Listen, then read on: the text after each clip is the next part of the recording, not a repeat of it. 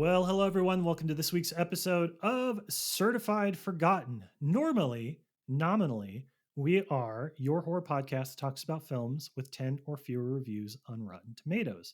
That's our shtick. But on, I'd say probably in every other week cadence, we also release an episode of Uncertified where just my friend Matthew Donato and I talk about a new-ish release.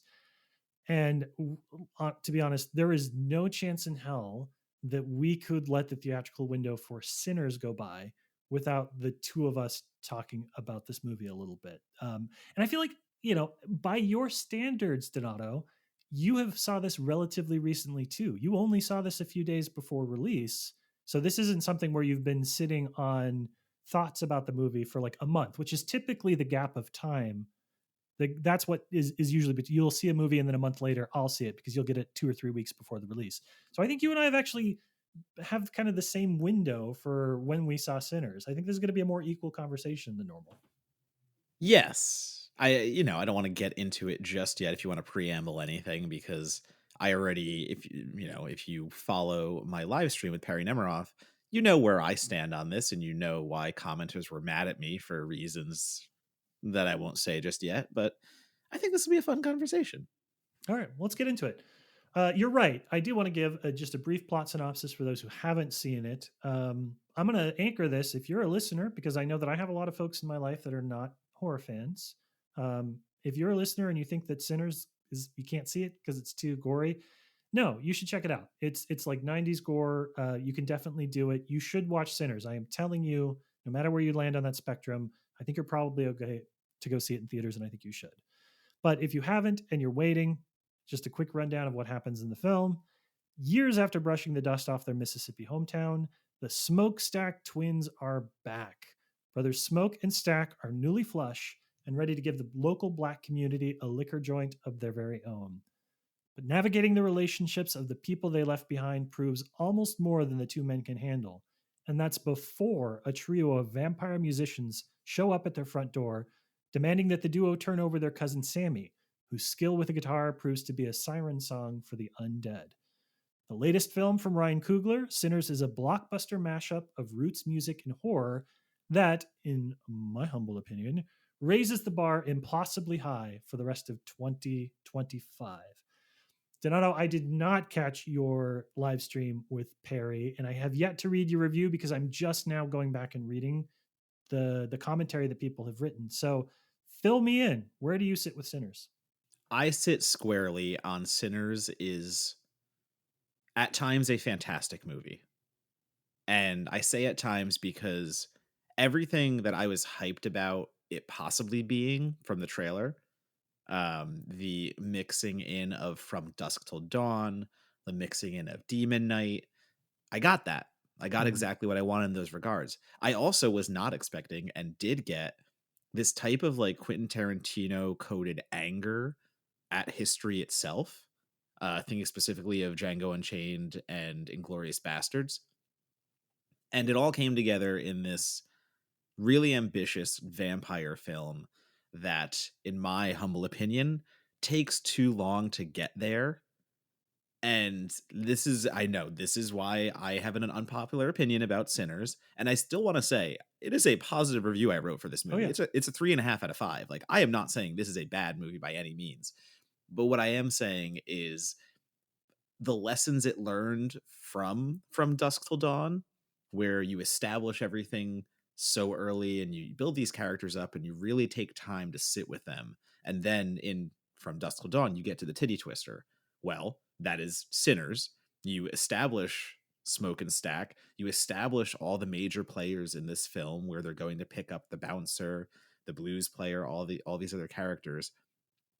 And I do want to say again, I think those elements are good, but I found myself really gazing at my watch at some points because it's like, I know this movie is 2 hours and 17 minutes, and I know we've been here for a while, and I know we haven't gotten to a single damn real thing about the vampires yet. So I was struggling a little bit with the buildup and then also the quickness of the payoff. And sometimes I think Mm. there is a bit of a pacing issue, but that's my issue. Like, that's my thing. Like, you know me, you know how we talk about movies. Yeah. I am a big proponent of are you giving me everything kind of like in spaced out chunks that keep me going the whole way? Like, what? How does your momentum flow? And I am not dinging anything about the theme. I am not dinging anything about the commentary because that's all fucking aces. That's all where it needs to be. I am just, I think Coogler got a little lost in the first two acts, if we're being honest, and really took his time getting there. And I think that is to a detriment of the film. And we can go more into that later. Yeah. Ooh, yeah, I loved it, and I'll tell you what I said coming out of the movie theater because I saw this one with Andrea, and I told her we were talking about it. She really liked it too, and I told her I was like, I'm trying to remember how I felt about Fury Road the first time that I saw it, and what I remember thinking coming out of the theater was like, yeah, that was really good. I'm not as high on it as some people are, but I really enjoyed it. So having that in the back of my head, hearing not overt comparisons to Fury Road, but reading between the lines and seeing people talk about a big budget, original kind of storytelling conceit that they were working through. I came out of the theater and I said, you know what? I think if I had to give this a grade right now, I would give it a 4 out of 5. But I almost can guarantee you that in a couple of weeks' time, this is going to be a 5 out of 5 film for me. And that's already come true, even without having seen it a second time. I have tickets to go see it at the True IMAX Theater in Austin, the Bob Bullock, on Sunday. So I've already got my second viewing lined up. But as I've been listening to the soundtrack in particular, oof, y'all know me. If you listen to the show, I am a bluegrass guy. I'm a roots guy. In particular, I'm a banjo guy. I love the banjo and the history of roots music in America. I shared this on social media. The history of roots music is the history of the Black and Irish experience in the United States. The banjo is an instrument that was brought to us from Africa, was Americanized, and broke out into these two separate camps of sort of Black roots music and then Appalachian, more white coded music. So what we think of as bluegrass and folk music is sort of the thing that they're playing with, that Kugler's playing with in the film. I called it horror by way of music ethnicology, and it really is. It's a film about music, and music is an allegory for the horror and everything else that's happening in it. And I can't get over how much I like the music, and I can't get over how many big ideas there are in this film, more breadcrumbs, concepts that are just sort of played out. The idea of Haley Steinfeld's character being biracial and white passing, and how they explore that. There's so much substance on that, and they don't do a ton with it because they don't need to, because that subtext, and it's for us, the audience, to play with. And the more I think about it every day, I think there's probably 5 or 6 new things that I think about the film where I want to tease out that idea. It's a goddamn stew of brilliant ideas. And I appreciate when folks say that it doesn't hold together or it starts a little bit late. I definitely can understand. And I'm not even being polite. I get it. It's an hour before it becomes a horror film. But I can't stop swimming in all the big concepts that Kugler has on screen. I love that so much. The music, especially, if Ludwig Göransson is not up for best score at the end of the year, I'll be fucking surprised because I want to own that real quick. I mean, the music, the way it is blending exactly what you said, the blues, the bluegrass, all that music from the 1930s with these updated cathedral tones when the vampires hit.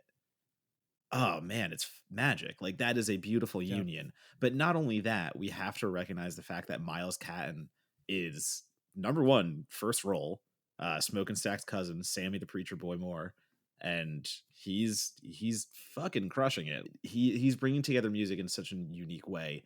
But then that scene hits, the best scene Mm-hmm. in the movie, Yes. and the way that Coogler is using music to tell a story and using music to tell a generational story that ties right in with all the themes of racism and exclusion, everything that Smoke and Stack and that crew is dealing with in the 30s.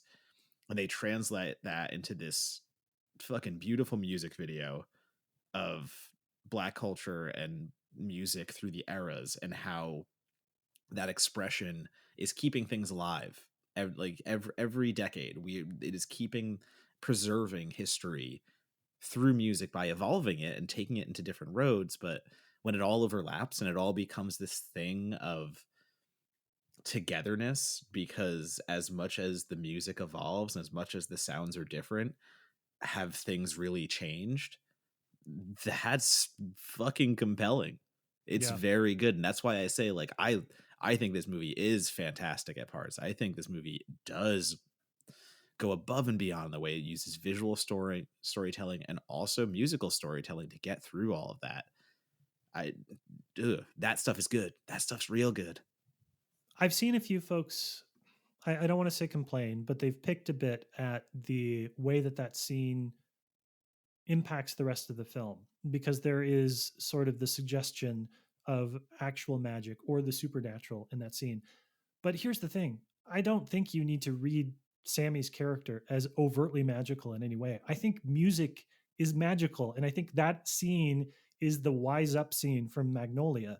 It's a filmmaker who is being too brash, too confident, and creating this perfect musical moment in a film, because music is magical and it unites us and it defines us and it brings stories and emotions across generations. There's a reason that the first fucking thing we sent into outer space was a disc with music on it, because we're not going to understand anything, but they'll get music because they understand, you know, chord progressions and the basic compositional language of music. So that scene, that to me was the scene where that movie became something that I knew I wasn't going to be able to shake.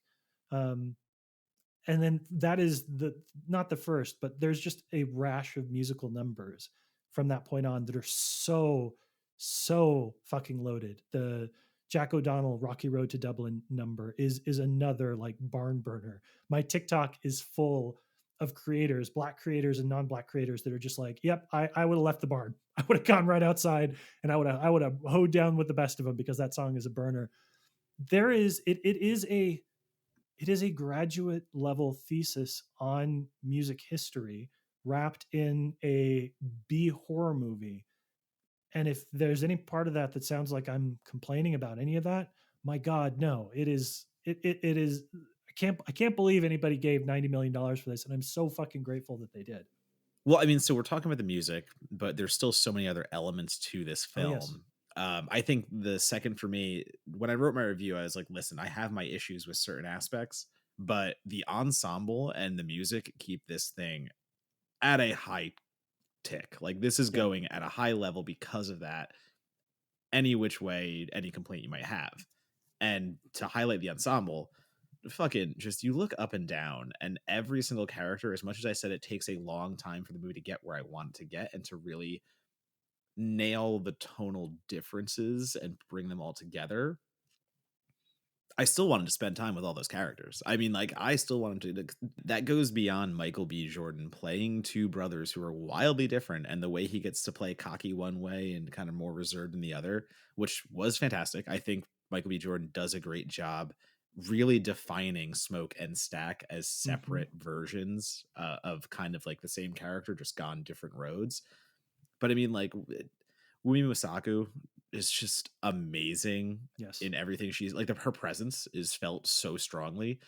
Delroy Lindo, I would watch a whole movie just with him as the booze and blues guy, and the way he is able to carry that gravitas and personality. I, you mentioned Jack O'Connell. I love him in so many movies, and letting him be that kind of siren in a certain way. Like, you know, he's the Irish immigrant who again is facing his own challenges, but is also a vampire and stuff like that. Yeah. Um, and the way that he is spinning this yarn about togetherness and we're all in this together. I'm just trying to bring us all into this one happy family where we can all lash out and we can all do it together. That alone has so much interesting lore to mine in American history, let's say. Yes. But all of that stuff, like, yeah, again, everybody, it's not just them either. Haley Steinfeld, like you said, Omar Miller as Cornbread, you know, the bouncer. There is so much good going on here, and it's hard to, once again, if ensemble is things we're voting on come the end of the year, is it gonna get better than this? Because every character means something here. Every character has their Yeah. moment. I that that's tight work with that kind of massive cast. We're not talking about a big cast. We're talking about a massive cast, and everyone is able to get their comeuppance, let's say. Yeah, and like again, you were talking about I'll refer to Joan and Bert, Lola Kirk and Peter Dramanis, who's the two people that Remick converted at the beginning. There's the scene where the group of indigenous farmers run out to the property and say, "Hey, have you seen this guy? He's dangerous. You need to stop him." And they look in and they see the KKK gear in the back of the house, and like unpack just what that imagery means from multiple different big idea concepts and what it informs about these characters. Right? You obviously have sort of the historical component, which is these indigenous characters that are sort of the canaries in the coal mine for all this terrible shit that's going to happen, and who don't show up in the rest of the film because why the fuck would they? Like they've already given more than their fair share. The history of that is really interesting, but it also calls to mind the thing that we keep saying now when it comes to if you have a bar and there's one Nazi in it, it's a Nazi bar, right? It's the same thing with Remick is like, oh, equality, but yeah, you got two KKK members in there, and so it doesn't matter what your vampire utopia looks like. You got KKK members and vampires, so all the vampires are bad. Then you can also talk about the fact that the predominant characters in the film are Irish and Black, which are sort of two cultures that are often equated with a religion that says your time on earth is really shitty, but it's okay because there's going to be an afterlife. The Christian and Catholic components of that, and then also what it means for a vampire to basically be like, "Fuck that! Why should we wait until we're dead? Let's make heaven on earth now." Every idea in this movie you can cut in half, and it still gives it's still a fulfilling bite, right? Like we're not fighting over scraps of concepts here. Each concept that Kugler's put into the script, each thing that he's playing with in the story, you cut that into thirds and there's enough of a feast for everybody to eat. And to your point about the characters, it means that even the smallest people in this movie are so thematically fucking rich. Like even if they're on screen for 5 minutes, their race, their status, the type of music they play, it's all part of the bigger ideas that Kugler has. And it's been a long time since I find myself swimming in a movie the way that I've been swimming in Sinners. Yeah, I mean, I do want to go back to though, like when Remick converts Joan and Bert kind of early, and Mm-hmm. they all together come to the juke joint, and they do that dopey yokel kind of line dancing. It's it's so good because once again, casting being important it's always important. Don't get me wrong, Yeah. but they found these musicians who can go along with O'Connell, and them doing that first song and trying to get in the bar. It's so fun to watch. Just watching everyone in the juke joint looking at them, going like, "What the? Wait, hold on!" Like, I forget if it's Yeah. smoke. You got Smoke and Stack having their differences over. We're not letting them in. I don't know. We might let them in. Like that was kind of cool. Like those elements are also good. But I again getting to my complaints though a little bit. I think it's only fair and valid. No, I don't want to hear him. I All right, think fine. Share what you yeah, go and with. I think that back end is a better action movie than it is a horror movie. I think Sinners has a little bit of a struggle in not only getting there, quote unquote, but as we are getting there, the scenes where Remick is slowly turning the congregation, let's say, and we first start with Haley Steinfeld's character, obviously, and then we go to Cornbread's there, like one by one they start getting knocked off because that's how this goes. Like an infection spreads, start with one, two, all of a sudden that becomes four, double multiply, but it's always a cutaway, and I kind of like I just hate that. I know we Mm, want to save the real explosion for when the vampires finally get invited in and there's the full knockout brawl. I understand the intention there. I love the scope and the frame changes too. The aspect ratio gets bigger and we can see things clear and we can really feel the action. But I don't know, I just kind of felt like that was a little bit of a cheat in a way. Like we know we're getting to the vampire stuff, and I know that we do get to see these really cool shots of Remick about to leap into the air, or we even see him leap and then it cuts away, or we see the beady eyes in the woods and someone's just trying to take a leak and then someone jumps out. So I get that we are able to get partially there, but I just think the film would have been more impactful if we can start seeing that stuff a little earlier. I think it wasn't in the best interest of the film to hold everything until that one the dam is broken moment and gore starts flying everywhere and vampires are biting into people. Also, I pointed this out, and I know it's a stupid, dumb little quabble, but like we knew everyone that was in that juke joint. We spent a lot of time in there building up to, okay, everyone's outside that's a vampire and we're the only survivors left. The geography of the juke joint was very clear.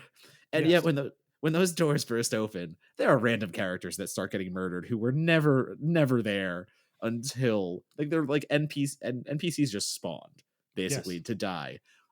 So again, like it's such a dumb little thing to call out, but if I'm confused by how that happened, there is some path of logic that is gone in the film. So does it matter in the long run? No. Did it knock a star off? No. But do I still notice that and go like, all right, what happened there? Like, what was that part about? Yeah, a little No, bit. I get you. I think I compare it a lot because I'm me. I compare it a lot in my head to Prometheus, which is another film that I just on subsequent rewatches became a core Matt Monaco film. I think Sinners is a lot better in like the conventional storytelling and pacing and performance and plot logic and all that kind of stuff. I think that this is obviously a better movie than Prometheus, but I find myself, it's the same kind of the how many people are there in the barn versus why does that guy take off his helmet, when the black ooze creature in Prometheus. It just doesn't matter to me. None of it matters because it's so much big ideas. It's so much fun concepts on the plate. There's so much for me to chew over. And I do think that it is best to think of this. We compare this a lot, both you and I, and people in general. It's going to get comparisons to From Dusk Till Dawn because it's a vampire movie. It's a single location kind of Western type thing. All of that is fair. But what I take the most from that is I think that this is more of a 90s action movie with a horror flair than a true horror film, which makes sense if you think about Coogler's career and probably where his interests and skill lay. But we talk sometimes on the podcast about the notion of we've done the 80s nostalgia. What does 90s nostalgia look like? I think Sinners might be a really good example of what premium 90s nostalgia could look like because it is these big, bombastic, gratuitous John Woo kind of violence that we're seeing in here, which is gory, but not horror filled, not explicit. So that kind of stuff, yes, the logic on it might fall apart a little bit, but I mean, I'm eating good. I don't care how many calories are in the thing. You know what I mean? No, and again, it's not just the weight of the action. It's not just is Sinners, as much fun as it should be, all of those elements. You do also have to acknowledge the fact that Ryan Coogler does all this while telling something wildly and richly kind of I, I don't want to say like depressing or anything like that, but the themes of the time absolutely like bringing up Yeah. passing, bringing up you know there's cotton fields and everything. Like there's a reason this is a Jim Crow era of real hardcore anti all of this kind of movie, and the way that Coogler is able to have that conversation while making it resonate with today. It's Yeah. not just about looking back and looking and oh yeah, this was a bad time. Well, how did it evolve? Where did it go from there? And I think that Coogler does a really good job of all of that. The movie is both aware and cathartic in equal measures, where the awareness and the conversations being had are delicate in a way, but at the same time, the catharsis that you want at the end, it's fucking there. Like the catharsis you want of raging back against the machine and what these people did, speaking of the KKK Yeah. specifically, that is indeed part of this film. So I think Coogler does hit that balance well. I think he finds a way to deal with nuance and deal with racism upfront so everyone can see it, but also give some of that back to some demographics watching. Like, you don't have to just watch 12 Years a Slave Right. and deal with it. You will get like what is coming at the end, and you'll get a chance to cheer and a chance to do all that stuff. So I think it's a very smart play for both entertainment and introspection. It's good. Yeah. As we wrap up, I'd like to ask you two questions. These are two things that I've seen a lot of conversation of, or I've had a lot of conversations myself about, and I'll be curious to see your takes. So, question number one: folks have complained or pointed at the fact that the film saves one of its bigger moments as sort of a mid-credit or post-credit sequence. How do you feel about the prolonged sequence at the end with Stack and Mary and the older Sammy? Do you think that that is something that is cheapened for the fact that it's not part of the quote movie proper? Does it feel like a marvelization of the movie, or does it feel appropriate? I think it feels appropriate. I did not have a problem with that, especially because we get to watch Buddy Guy play Yeah, live, like not live, obviously. We're not there, but we get to see a fucking legendary musician do what they do best. And we get to see the idea of so actually somebody on the live stream, one of the commenters was like, I think it's so dumb that Michael B. Jordan didn't kill, sorry, Smoke and Stack, that whole fight they have. I think it's dumb that Smoke didn't kill Stack, right? I got that right? you got it right. Got it right. Because Smoke killed Wumi Masaku's character. So why would that happen? And I'm like, because it's not about, number one, she asked to be killed. She did not want Yes. to be part of that. Stack did. It's a choice. This movie is about choices. It's not. It's hard to say there's villains here because everyone involved in the scenario, going back to Jack O'Connell's character Remick, like we don't know, and all of that stuff. Like there are obviously bad things that happened, but it's one of those kind of scenarios. So do I think the ending is cheap by any means? No, I actually love the ending. I love giving a chance to be like, hey, do you want to be a legend forever? You can be who you are. You can be a vampire, and you can keep riding this out. And probably the most powerful line of dialogue in this movie is when Sammy looks back, now much older, having lived a fantastic life as one of the best blues musicians, is like, now I'm done with this shit. Like, I don't want to be here anymore. I've seen a whole life's worth of atrocities happen on Earth and in America. Like, I'm good. You want to live Yeah. this, that's fine. And like, again, like, if you want to be happy with your partner forever, go live that life. Like, that is the vampiric kind of euphoria of it all. Like, I can survive and I can be with the person I love and it'll never end. If that's what you're looking for, great. But for someone, like Sammy, just to be like, I'm done. No, I can't do eternity here. This sucks. Like, what do you mean? I'm good on this. Sorry. Maybe this sucks is a harsh way to say it, Yeah. but No, I've lived a full life. Yeah. yeah, I've lived a full life and I don't want to do any more of it. I've seen enough shit here. I'm good. So yeah, no, I think it's super powerful. I think that's the right way to do it too. I agree. And people that complain about it being in the credits as opposed to the end of the film, the book ends with Sammy, young Sammy is perfect. I wouldn't fuck with that. And sometimes things that happen in credits are epilogues. Not everything. The Marvel movies have broken our brains about like it's a credit tease. No, an epilogue is something that is structurally offset or separated from the rest of the story. And credits are the visual language for us to have epilogues in movies. So it makes complete sense that you would take this thing, which is not part of the narrative proper, but an important add on to the narrative, and put it once the credits roll, because that's where an epilogue should go. So people turn off Marvel Brain. Last question for you, Donato. I have very strong feelings about this. Did the trailers spoil too much of this film? I'm thinking about it. Like that pause is because I'm thinking about it, because yes, if I did not know this was a vampire movie going in, that would have been an awesome reveal. Cool, totally cool. But if we didn't know this was a vampire movie coming in, would it be doing as well? Did you Would it watch the be? second trailer?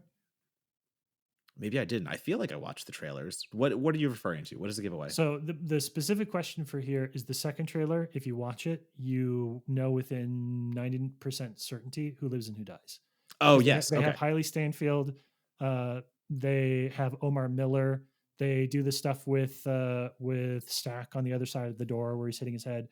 I I have complicated feelings about it. I think that ultimately it's kind of okay because the movie, it's not a thing where the movie tries to hide it or obscure it from its characters. To your point, for an hour, it's not a horror film. And then within 15 minutes, all the bad shit has happened and it's about the ramifications of it. So it's not like this is a build to a conclusion and it's spoiled for you. But I have to say, I wish I hadn't seen that second trailer. I was I'll give you excited to that. watch it, but like, yeah, there's a big part of me that is like, if I didn't know what was going to happen to Haley Steinfeld's character, if I didn't know that one of the brothers was going to turn, I probably would have enjoyed. I probably would have been even more impressed by the experience that I am now.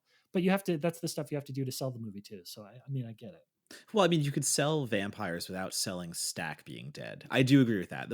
You're right. When I saw that specific moment in the second trailer, I was like, all right, well, that's kind of a bummer. I know how that's going to turn out now. Yeah, And again, ultimately, does it ruin the film? No, because he's one of the first that gets turned. I get that part of it. But in today's era of giving too much in the marketing, it would have been cool, maybe we see Omar's character and that's about it. Haley possibly, but the real crux when you're selling this movie as a brothers on the lamb kind of film who create the juke joint, I don't know, maybe we hold the fact that one of them gets turned pretty early on. Yeah, yeah. yeah, I'll give you that. All right. So there we have it. Sinners. I think this is a film we're both going to own the vinyl for it. That was without question. We'll both have it as soon as it's available. I think this is the rare movie I'm going to buy on a 4K on a steelbook too. I don't own a lot of films, but I can't imagine a world in where I don't revisit this movie at least once a year. So I'm pretty high on it. And I think that that's, I mean, the nice thing I can say about it is that you had some pretty significant quibbles and you're still at a 3.5 out of 5. Even it's just like Robert Daniels, the most critical voice on this film, gave it a 2.5 stars out of 5 on Roger Ebert. People are like, how dare you? Editor's note. It's a 2.5 out of 4 stars, which only bolsters the argument Mr. Monagle is about to make. 2.5 is great. Like, there are a lot of films out there that would fucking love to get a 2.5 from RogerEbert.com. So the floor for this film, I think, is incredibly high. Even if you don't love it, the people that don't like it are still in love with a lot of pieces of it. So it is as much as any film can earn the right to be called 2025's Get Out, I think that Sinners is entertaining, incredibly angry and didactic, incredibly thoughtful and historical in its presentation. It is going to be compared to Get Out. It deserves to be. It's that kind of a movie. It better get nominated for a bunch of Oscars and earn well over hundreds of millions of dollars at the box office. It's a Goldilocks film. Yeah, and God, you're right. The 4K-ness of it all, like this is one of those, oh yeah, you probably should see this in IMAX. Some movies hit IMAX and you just go see it. Nah. This is one of those, if you got the chance still, I'm sure this will be around for a few weeks. See it in IMAX if you can. Look for that 4K when it comes out. It's actually going to enhance the experience. I agree. All right, Donato. For folks that want to follow you on social media, see what you're up to, where should they go? As always, you can follow me at Donatobomb, DONATOBOMB, and that is going to be Blue Sky, Letterboxd, and Instagram. Those are my most prolific where I post. And yeah, you're just going to get a lot of reviews coming out soon. May is one of those horror hitting months. We've got some big titles. I've got some other features planned, and giddy up.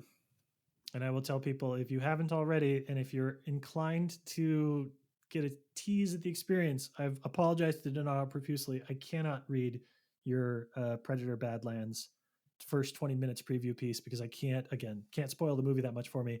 But you should go check it out because it's exciting that you were there. I know you did it justice. So go check out what you wrote at bloodydisgusting.com.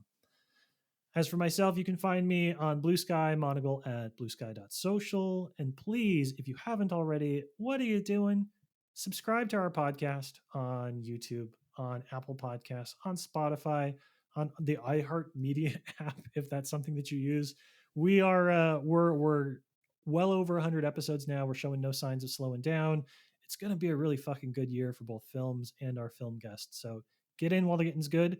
Visit certifiedforgotten.com, sign up for our newsletter. We'll bring that content right to you. So, as always, thank you for listening. We have an excellent episode that's already in the can for next week. So, we're excited for you to continue these good vampire vibrations going. We'll see you next week.